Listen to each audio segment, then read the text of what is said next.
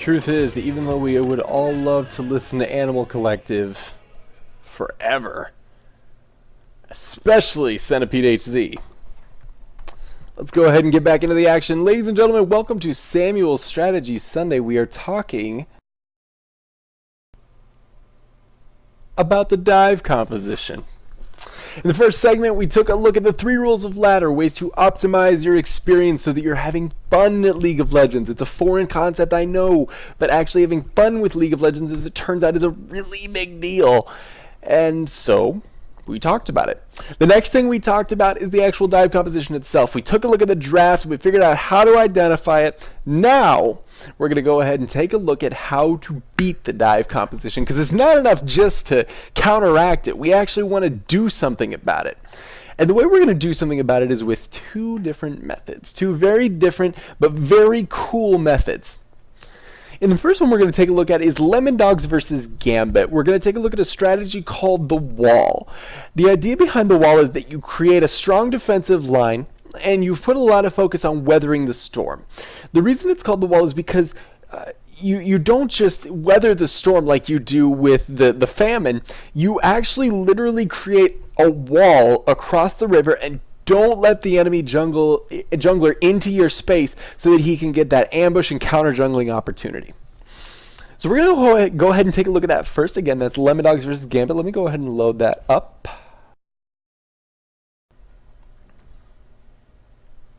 It looks like we are good to go. We'll go ahead and just full screen this. Unfortunately, at this point, I don't have replays. I'm hoping that in the future, Riot will release the ability to take a look at replays from tournaments, analyze them, so that I can give you guys a little bit more detailed look. But at this point, we're just going to have to make do with VODs and do our best and enjoy each other's company this way, which I'm enjoying your company. I hope you're enjoying mine.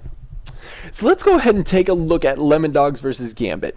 Gambit's lineup, as we talked about earlier, is clearly set up for the dive. They're looking to get in there, use things like the Pool of Blood, the Demacian Standard, the Shadow, the Lantern to get back out of the turret range after they've dumped that burst damage onto their opponents. So the way Lemon Dogs have responded is actually really clever. The way this composition is going to work is they're going to build up their own weapons, which will include the Karthus as well as the Vayne, and they're going to use those tools as weapons in their own offensive once the dive composition has kind of lost its effectiveness, once they've pushed into that late mid-game stage when the dive composition starts to sort of fall off if they haven't already taken over the game. So let's go ahead and load into the game, and let's take a look at a couple key moments. If you'll give me a moment just to find them. Let's take a look. The first place that we're going to start out with is this level 1 setup. And I apologize, I know the resolution is not great. I can't choose 720p, but there's a couple things that we can pay attention to. If you can see the mini map down here, you can see there's a blue token here, here, here, and here. And what the Lemon Dogs have actually managed to do is create a literal wall between their side of the jungle and the other side. They've sent Elise down here to the bottom, Karthus into this kind of high river, low jungle entrance. They've sent the combination of Mithy and Tabs, so the Vayne and the Lulu, into the Banana Brush, which is one of the entrances into the blue side of the blue jungle. And then they put Kennen right up here, just in the opening, just to protect that other entrance from the Tri-Brush up here. So what they've done is they've managed to find all avenues that Gambit could use to invade. And they've literally created a wall across to prevent all invasions of any kind. If we roll the footage a little bit, then what we'll see is that the Lemon Dogs are going to push in right here. And you see that they're going to go 3 with them. They have the AD carry as well as the top and the support so that they can push into this jungle. So no matter who's there, at least they have some kind of mobility or some ability to fight. Best case scenario, they managed to catch one person and they actually managed to get a kill. Either way, it's strong. And in the process, we've actually seen, it's hard to tell again with a low resolution, but Karthus is actually rotated up through the middle lane. So this is actually a 4v2 right now as it stands. We've got a really strong lineup against this, and we've still got Elise down to the bottom just to check for that blue invasion should it happen. So basically, they've created a wall so that the red team can't counter invade. They will actually be able to place this ward. And so what they've done is they've warded one of the entrances into the blue side jungle. And this is important because, once again, they want to avoid any invasions. They place another one up in that tri-brush, up in this area. That way they have both exits from the red jungle warded so they can see the blue invasion coming. Then what they'll do, if you can see, the red team is rotating down to the bottom because they now know that they're going to be spotted. Karth is just going to throw out a couple Skittles here in the middle lane just to harass, but we see the entire blue team rotating down into this bottom jungle. And see, we can see they're set up 4 there and then Elise down there in the bottom. Now, with the combination of vision wall up in the top, they can totally prevent that, or at least react to that blue war, or that blue invasion. Now they have all 5 members protecting that red, and suddenly all early level 1 fights are off. Here we're going to see the aggressive ward in the bush by Thresh, but that's not such a big deal because at this point they're trying to keep tabs on Gambit's jungle as opposed to keep their own from being spotted. And here we see one of the first wards go down. Let me actually take a look at that just for a second. We'll see that. Let's go ahead and roll that. We're going to see the milling about in the jungle, and then they'll go ahead and rotate down to the bottom. There we go. And after Thresh places this ward in the red bush, Lulu is actually going to turn around and place another one right there. There we see the other ward pop up, and this one is going to be in that kind of high, just off the mid entrance into the blue jungle. And that's going to be important because, once again, when it comes to early counter jungling, one of the easiest camps to take is going to be the Wraith. You can get in there pretty much undetected if there's no vision. They put down the ward over here in the bush so they can see if the enemy jungler is there to a degree. You can get in there, steal the wards, and the Wraith, and even though it's a small victory, it will compound over time. So they've created the first line of their defense against the opposing team. So now each member will actually rotate to their respective lanes. They'll send Kennen up top, and then they'll send the duo bottom. At least we'll head into the jungle, and Karthus will head over there to help with the blue steal.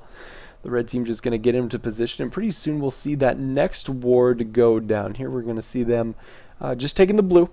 So nothing special going on there. Pretty typical first early play. And now this bot lane is going to start to push out down here.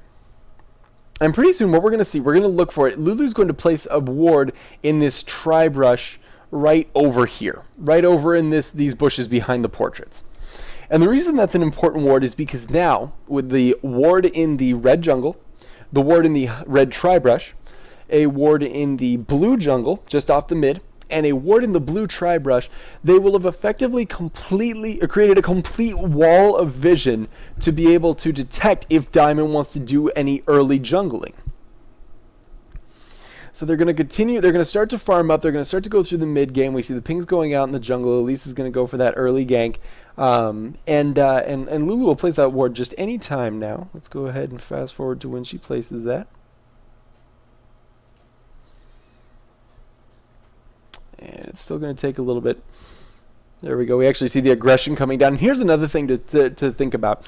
They understand that their composition revolves around getting this this vein as strong as possible. So, knowing that the tendency for Diamond is to come into this bottom lane, and at least having the wards to know that he's not going top, even though the timing says that he should be ganking right now, at least rotates to the bottom, and is going to go ahead and protect the vein. And here you'll see the way that they set up this composition. This is part of why I call it the wall. Here we'll see the aggression, and actually Diamond will come down here using the lantern, and immediately Vayne is going to flash backwards. They're going to stick the cocoon on Diamond, and Lulu is going to hit him with the glitter lance. So he's not going anywhere. But the important part is they've managed to put the Vayne behind them. There's this wall behind which Vayne is going to be safe, so they can keep their weapon as safe as possible early in the game.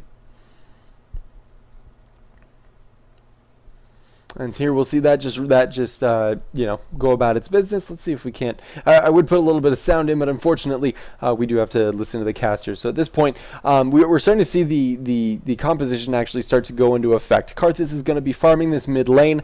Elise is going to continue to jungle. Kennen obviously very aggressive up in this top lane. He has this blue tri-brush ward that's going to keep him safe, and ultimately not taking any super big risks. We don't see Elise diving behind the turret or anything like that, which is something that Elise can do with the repel. It's not something that would be so uncommon in this top lane, but it's notably absent from this composition.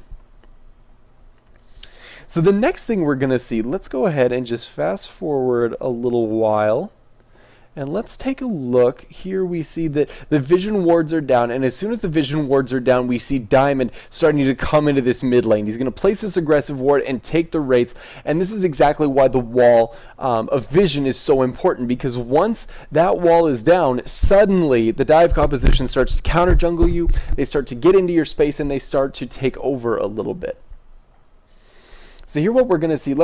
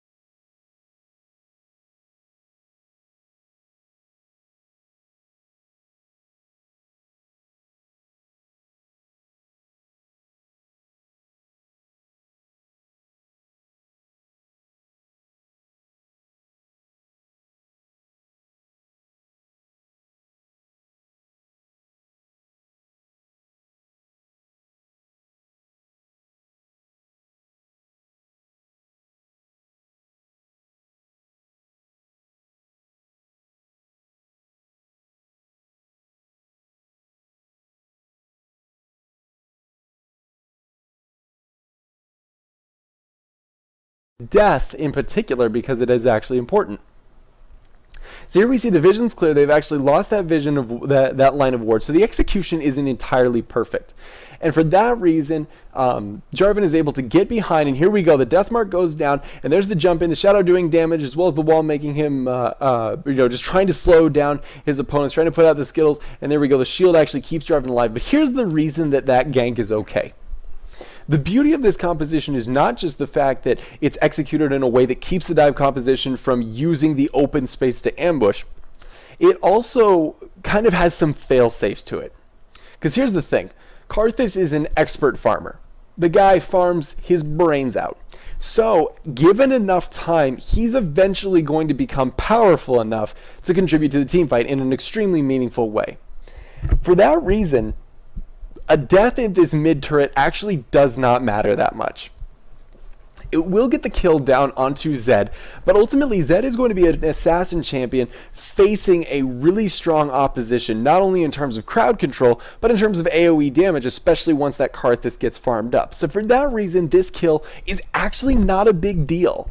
I mean, we tend to look at every kill as a disadvantage, but ultimately, if you're looking at the long term of things, sometimes a kill or a death actually doesn't mean that much. Okay, so like I was talking about, Lemon Dogs have this composition where they can't let the enemy get behind them, otherwise they're screwed. So what they're going to do is this dragon fight is going to start, and you'll get to see the real strength of this composition happen, because at this point, I don't believe they have the Zonias. It looks like we don't have the Zonias yet done on Karthus, but here we go. Zed gets into the back line, and he's going to put the death mark down onto Karthus. Here's where the composition plays so well. They have the combination of the Defile and the Slicing Maelstrom, which means that even if you get into the back line of Lemon Dogs, they have tons of damage in an ultimate and a non-ultimate to punish with that. So if we watch this fight unfold, here we're going to see a lot of damage go down. Zed just gets removed from the fight, some damage coming in from the outside, but the Cataclysm actually goes in, and they're going to use the Thresh to pull him back in. Now the Karthus ultimate is going to go down and take them out, but here comes Vayne. Here he is, or here she is down at the bottom. Tab's playing that Vayne, coming in from the back, behind that wall, literally behind that box, and behind the defile damage, completely protected so that he can do the damage. There we go. There's the double kill, and this will allow Vayne to use the ultimate, get in there, and clean up. There we go. The damage comes down from Elise to take her down, and Vayne will ultimately back off from that kill. But what we saw is that even though Gambit took the dragon, and they got a favorable engagement, the terrain worked out, and the way the Lemon Dogs positioned themselves worked out so that there was this kind of impenetrable wall that allowed their weapon to develop behind it and get the kills down. The problem with this composition, the one issue with this composition, obviously the pros are pretty apparent. I'll go ahead and just let this run for a little bit. The pros of this composition are apparent, and that's that if everybody works together, you build a really strong offensive weapon while strengthening yourselves until eventually you become this wall that pushes everybody down. Here is the problem in solo queue. Let's go ahead and jump ahead. And at a certain point, Lemon Dogs takes a pretty commanding lead at this game. Here we see him at 17-11. And here we see the Nexus going down. Let's go back just a little bit before this. Okay, so there comes a point where the wall is going to push all of these lanes up. Here's the issue with the wall composition. At the late game, it takes an intense amount of coordination and great positional play to make sure that it still works. Slicing Maelstrom is going to be available at this point. Karthus and Kennen both have their Zhonya's Hourglass and Rabadon's Death Caps. They're going to be putting down a lot of damage, but at the same time, the way that this works is by creating this wall that eventually shrinks your opponents until they have no space to operate, and the dive composition becomes completely ineffectual. And it requires a lot of organization in order for it to work. So, just to review, that is the first segment of this. The wall composition is just a series of picks that create kind of a defensive wall and use mobility as well as AoE damage to protect a single target weapon. That single target weapon develops over time, getting kills, stays safe. It's the 4 protect 1. And then eventually the combination of strong farmers and AoE damage as well as strong team fight shrinks the map until the dive composition has no room to operate. And the reason another reason that you could call this the wall is because it operates really slowly. It develops slowly. It requires a lot of time to get that Rabadon, Zhonya's, and Void staff done on 2 characters, as well as building the Vayne up to her potential. And even though a pro team like Lemon Dogs can do it in 35 minutes, you might find this taking a little bit longer than usual in your own solo queue play. With that in mind, after all of that, we're going to go ahead and take a short break. We're going to go do 10 more minutes, and then we'll talk about the famine, and we'll close things out. We're talking about the dive composition. We're learning how to beat it, how to draft against it, and ultimately how to become better people in our lives. So stay tuned. I'll see you back, guys, back in about 10 minutes.